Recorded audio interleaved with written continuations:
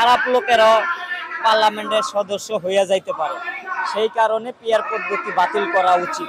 আমাদের বাংলাদেশের প্রেক্ষাপটে পিয়ার পদ্ধতিটা কি আসলেই প্রযোজ্য? এই মুহূর্তে আসলে পিয়ার পদ্ধতিটা প্রযোজ্য না। ওই রকম ইসলামী দল একটা যখন আসবে তখন থেকে প্রযোজ্য হবে। আমার দল আছে এবং 300 আসনে রেডি করতেছি, তারপরও কেন জামাতকে চাই সেটা তো বুঝেই নিছেন।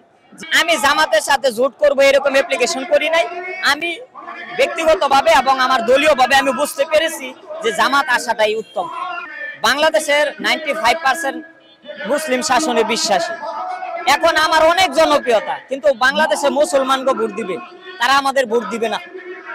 পিয়ার পদ্ধতি ভোটের একটা ভালো দিক আছে, আবার আর একটা খারাপ দিক আছে। কারণ আমি আমার ব্যক্তিকে দেখা ভোট দিব আমার এলাকার জনগণ।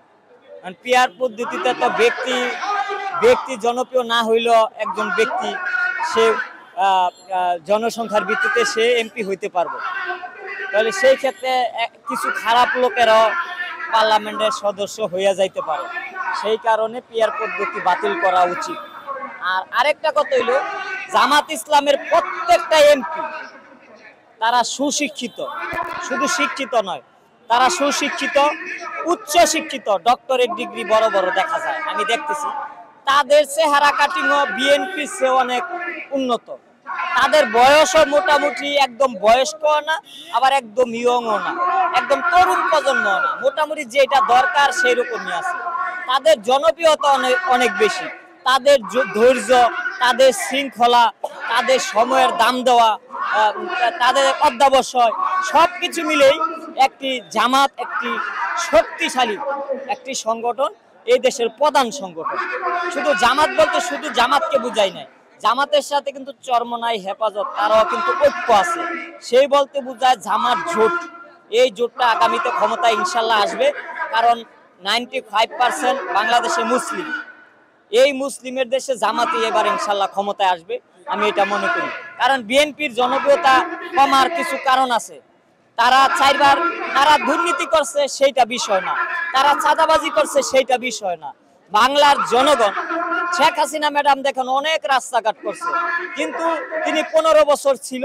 15 বছর একটা লোক থাকলে তাকে আর জনগণ ভালো পায় না। সেই কারণে বিএনপি এরকম 15 বছর ছিল, নতুনত্ব কিছু দেখতে চায়। বিশেষ করে এখন ইসলামী যুগ, এই ইসলামী যুগে ইসলামী শাসন বাংলাদেশে থাকতে চায়। হিন্দুরাও কিন্তু এখন ইসলামী শাসন চায়। এই একটা শাসন গেছিল 15 বছরের, তার মধ্যে 10টা বছরই গেছিল একটা ধর্ম বিরোধী শাসন। এই ধর্মবিরোধী শাসন থেকে আমরা মুক্তি পাইছি, সবাই আল্লাহর কাছে শুকরিয়া আদায় করছি। এখন ইসলামী শাসনের মধ্য দিয়ে আমাদের মুসলিম কান্ট্রি, মুসলিম দেশে রূপান্তরিত হবে, এটা আমরা আশা করি। জামাত ইসলামের যারা, তারা বাংলা লাইনেও শিক্ষিত, আরবি লাইনেও শিক্ষিত।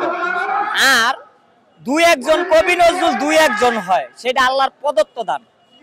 আর যারা ইসলামী স্কলার তারাও আল্লাহর প্রদত্ত হয়। আমিও কিন্তু লেখাপড়া করছি, আমি কিন্তু ইসলামী স্কলার হইতে পারি নাই, এটা কিন্তু আল্লাহর প্রদত্ত। আর ইসলামী স্কলার যেহেতু আমি মাদ্রাসায় কিছুদিন পড়ছি, সেই কারণে আমার ভিতরে একটা মূল্যবোধটা থাকে। আমি চিন্তা করি মাদ্রাসা ছোটবেলা পড়ছি দেখা বিশ্ববিদ্যালয়ে পড়ার পর আমার ভিতরে একটা মূল্যবোধ কাজ করে। ঠিক তেমনই তারা মাদ্রাসা এবং স্কুলের সকল পড়ালেখার কারণে তাদের মধ্যে ইসলামী মূল্যবোধ, পাশাপাশি তাদের মধ্যে যে একটা বাংলার যে কালচার বোঝার একটা ক্যাপাসিটি তাদের ভিতরে আছে।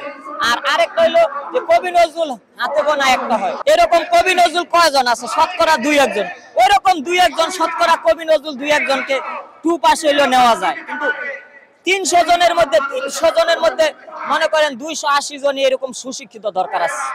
কারণ আমরা বিগত সময় দেখছি যারা কুশিক্ষিত 2 পাস 8 পাস পার্লামেন্টে গিয়া আওয়ামী লীগের আমলে সুযোগ দিছে শেখ হাসিনা, কিন্তু পার্লামেন্টে গিয়া পার্লামেন্ট অপবিত্র করে আলেছে। তাদের ভিতরে দুর্নীতি, তারা কিছু করতে পারে না, দুর্নীতিটাকে তারা প্রশ্রয় দিছে। দেখে যে আমরা কিছু করতে পারি না, জ্ঞান নাই, চালানোর মতো অভিজ্ঞতা নাই, লেখাপড়া লাগে। বইয়ের ভিতরে সকল জ্ঞান বইয়ের ভিতরে আমরা অল্প সময়ের ভিতরে আমরা পাই। এখন আপনাকে একটা প্রশ্ন করি, সেটা হলো পিয়ার পদ্ধতির যে নামটা, এটা কি আপনি কত সালে শুনছেন? এই নামটা এইবারই শুনছি। এবারে শুনছেন? তাহলে আমাদের বাংলাদেশের প্রেক্ষাপটে পিয়ার পদ্ধতিটা কি আসলেই প্রযোজ্য? এই মুহূর্তে আসলে পিয়ার পদ্ধতিটা প্রযোজ্য না।